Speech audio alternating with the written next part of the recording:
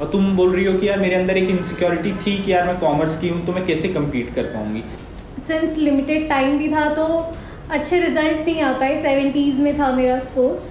फिर मैं एक बहुत ही पुणे की एक कॉलेज थी जहाँ मैं सेटल होने जा रही थी, पर जब हम लोग देखते हैं कॉमर्स वालों के अंदर इतना वो मोटिवेशन नहीं रहता, वो how is life at IIM Indore, तो तुम्हारे अंदर वो स्पार्क कहाँ से आया कि नहीं यार मुझे इंडिया के one of the best college जाना है और कैट को अच्छे से प्रिपेयर करना है। Hello and welcome to another video of AB classes. Today we have with us Nidhi. He scored 94.3 percentile in CAT 2022 and currently she is pursuing MBA from IIM Indore. Welcome Nidhi. Thank you so much. Nidhi, पहले तो मुझे ये बताओ how is life at IIM Indore.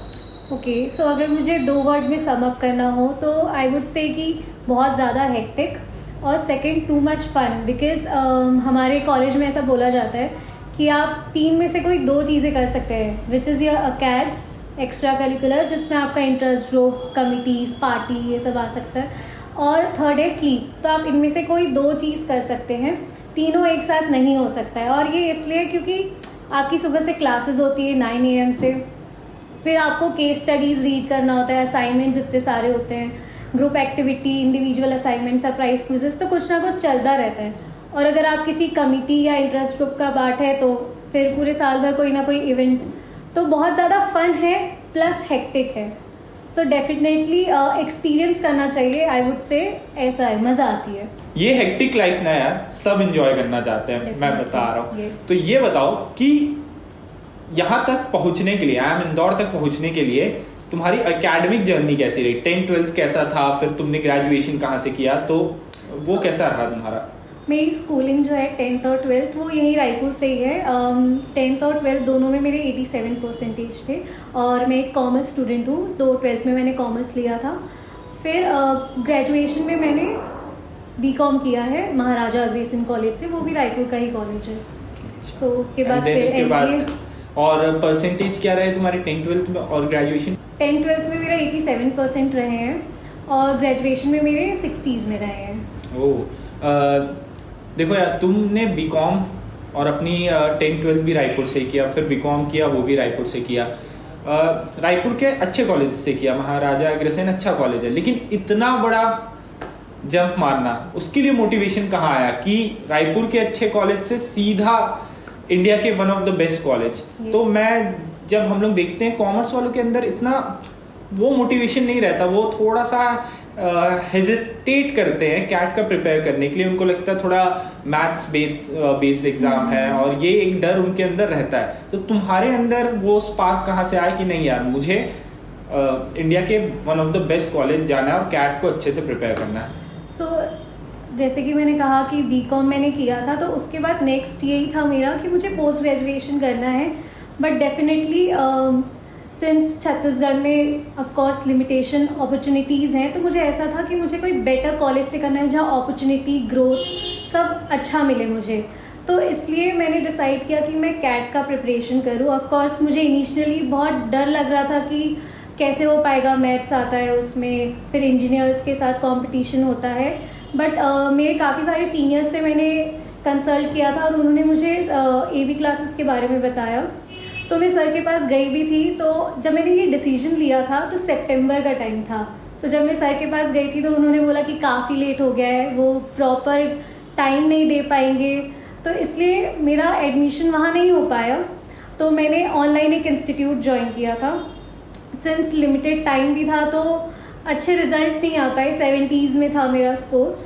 फिर मैं एक बहुत ही पुणे की एक कॉलेज थी जहाँ मैं सेटल होने जा रही थी, पर फिर से मेरे सीनियर्स और जो नोन है उन्होंने बोला कि MBA कर रही हो, अच्छी कॉलेज से करो। फिर उन्होंने बोला एक बार हमारे सर से कंसल्ट करो जाके। तो मैं अभिषेक सर के पास वापस आई थी और फिर मैंने उनसे बात की, उन्हें अपना प्रोफाइल बताया, तो उन्होंने बोला कि नहीं, एक और बार दो, कोई डिसएडवांटेज नहीं है इसमें। तो फिर मैंने वापस सर के यहाँ एडमिशन लिया और फिर मैंने प्रेप किया कैट की, तो फिर हो गया। मुझे लगता है कि मेन है गाइडेंस, बिकॉज पूरा जो मेरा MBA जर्नी रहा है, मैं जो भी मैंने अचीव किया अभी तक, मैं सर को ही डेडिकेट करती हूँ। जब भी मेरी उनसे बात होती है मैं हमेशा उन्हें यही बोलती हूँ, सर सब आपके कारण हुआ है, आपने मुझे रोका इसलिए। तो आई गेस एक प्रॉपर गाइडेंस और कोचिंग की ज़रूरत है, प्लस कंसिस्टेंसी की ज़रूरत है। ऐसा नहीं है कि आप कॉमर्स स्टूडेंट है करके डर जाए। तो मतलब सर ने 1 साल तुम्हें रुकवा के काफ़ी मतलब उन्होंने मेरा 1 साल रुकवा के आगे पूरी लाइफ सेट कर दी है। तो तुमने जैसे बताया तुम्हारी जर्नी 2 साल की थी। 2 साल बहुत लंबा टाइम होता है और इसमें काफ़ी ज़्यादा अप्स एंड डाउन्स आए, और तुम बोल रही हो कि यार मेरे अंदर एक इनसिक्योरिटी थी कि यार मैं कॉमर्स की हूँ तो मैं कैसे कम्पीट कर पाऊंगी।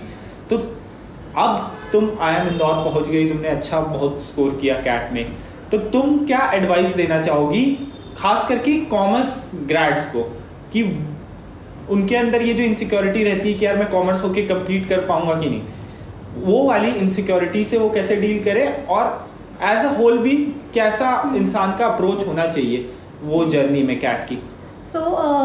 यहाँ मैं बोलूँगी कि जैसे कि मैंने बताया ये मेरा सेकेंड अटेम्प्ट था जब मैं सर के पास आई, तो तब तक वो इनसिक्योरिटी थी और वो पूरे जर्नी के टाइम में थी। बट जब एक प्रॉपर गाइडेंस आपको मिलती है तो आपके पास एक स्ट्रैटेजी आ जाती है, एक स्ट्रक्चर आ जाता है कैसे पढ़ना है।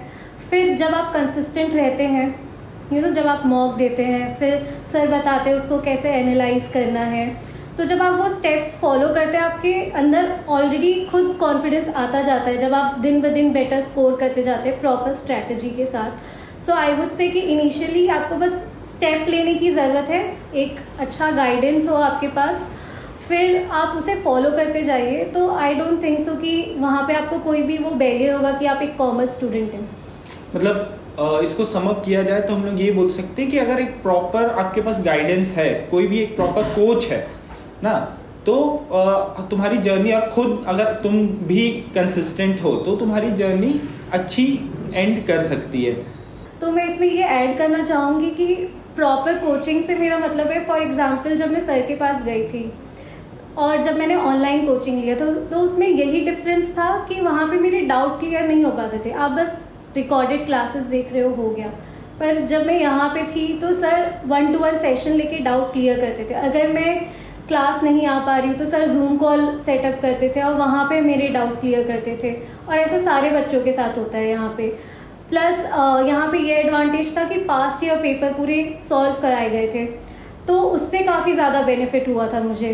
तो आई गेस खुद कंसिस्टेंट रहना, और फिर जो आपकी कोचिंग में आपको सिखाया जा रहा है, फॉर एग्जांपल डाउट जो आपका क्लियर होता है, आपको जो past year question paper solve कराए जाते हैं उससे जो एक्सपीरियंस मिलता है, वो सब काफ़ी ज़्यादा हेल्प करता है। और वो एक बेटर कोचिंग जब तक आप नहीं लेंगे वो नहीं हो पाएगा। सो आई गेस ये एक बहुत मेजर फैक्टर है।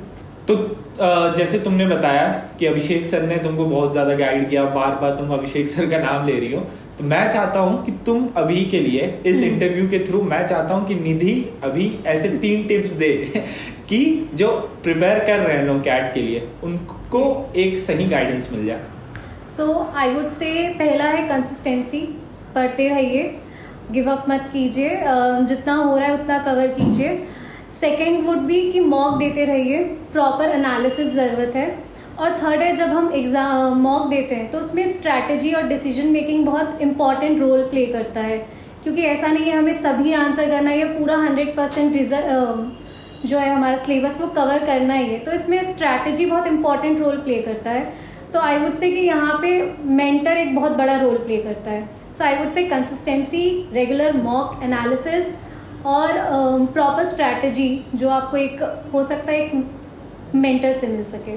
क्योंकि कैट मोस्ट प्रोबेबली देखा जाए तो जितना पढ़ने का पेपर है उतना डिसीजन मेकिंग का भी पेपर है। So with this we come to an end of this interview. अगर आपको ये वीडियो अच्छा लगा so please like, subscribe and share this video.